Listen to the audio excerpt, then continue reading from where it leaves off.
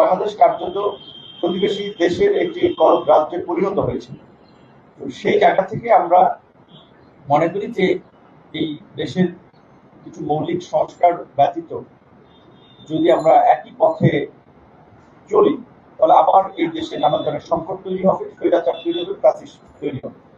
সে কারণে আমরা মনে করি যে এই গণঅভ্যুত্থানের যারা হত্যাযজ্ঞ চালিয়েছে, নির্মমতা চালিয়েছে, গণহত্যা চালিয়েছে, তাদের একটা দৃষ্টান্তমূলক বিচার হওয়া দরকার।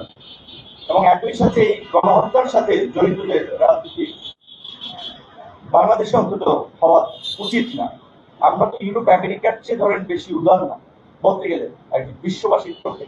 সেখানে জার্মানিতে নাৎসিরা কিংবা ইটালিতে মুসলিমের পার্টি নিষিদ্ধ হয়েছিল। সেই জায়গা থেকে আমরা এই গণহত্যার ক্ষেত্রে রাজনীতি নিষিদ্ধের বিষয়েও আলাপ আলোচনার জন্য বিষয়ও বলে এবং দ্রুত বিচার সম্ভব সম্পন্ন করা একটা গতি আনা, এই বিষয়গুলোতে আলোচনা করে আমরা একমত হয়েছি। এবং ইসলামী আন্দোলন এবং গণ অধিকার পরিষদের দুটো রাজনৈতিক অবস্থান এটা অনেক আগে থেকে, বিশেষ করে এই সংখ্যানুপাতিক নির্বাচন বা পিয়ার পদ্ধতির নির্বাচন। আপনারা জানেন আমাদের দল ঘোষণা যে 21 সালে, সেই 21 সালে আমাদের 21 দফা কর্মসূচির ঘোষণাপত্রে আছে যে ভারসাম্যপূর্ণ সংসদের জন্য এই সংখ্যানুপাতিক নির্বাচন। এই বিষয়টা আমরা দুই দলই অনেক আগে থেকে একমত, আমরা বলে আসছি এবং আমাদের রাজনৈতিক অবস্থান আমরা এখনো বলে যাবো, আমরা এই জায়গায় একমত আছি।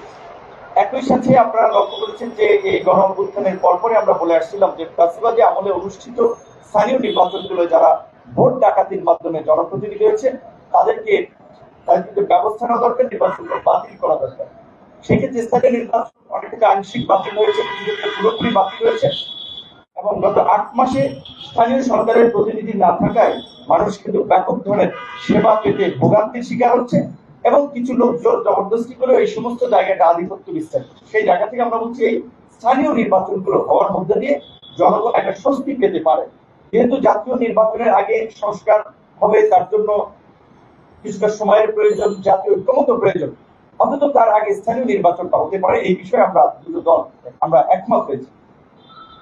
একই সাথে এই বাংলাদেশের যে বিশেষ করে ভৌগোলিক কারণে যে বিদেশি আগ্রাসন এবং আধিপত্যবাদী শক্তি সবসময় রাজনৈতিক কলকাঠি করার চেষ্টা করে, সেই ক্ষেত্রে ভবিষ্যতে যেন সেটা না পারে এই জন্য আমরা আধিপত্যবাদ, আগ্রাসনবাদ ও সন্ত্রাসবাদ মুক্ত একটি কল্যাণমূলক রাষ্ট্র তৈরির বিষয়ে আমরা একমত হয়েছি, যেখানে ইসলামী মূল্যবোধ বিরোধী, ইসলামী আদর্শ বিরোধী কোন কর্মকাণ্ডকে আমরা নৈতিকভাবে সমর্থন করব না।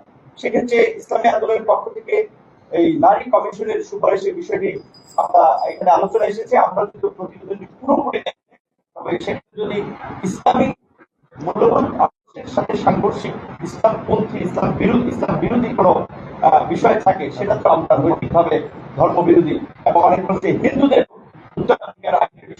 সেই বিষয়গুলোকে আমরা সমর্থন করি না। এই বিষয়গুলোতে আমরা একমত হয়েছি। আপনাদের সকলকে ধন্যবাদ এবং শুভেচ্ছা।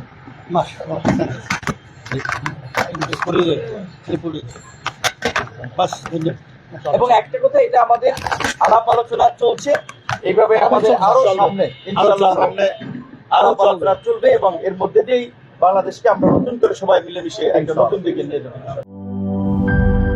লিলি হালাল বিউটি সোপ, বিএসটিআই কর্তৃক সনদপ্রাপ্ত দেশের প্রথম হালাল বিউটি সোপ, দীপ্তিময় উজ্জ্বল ত্বকের জন্য।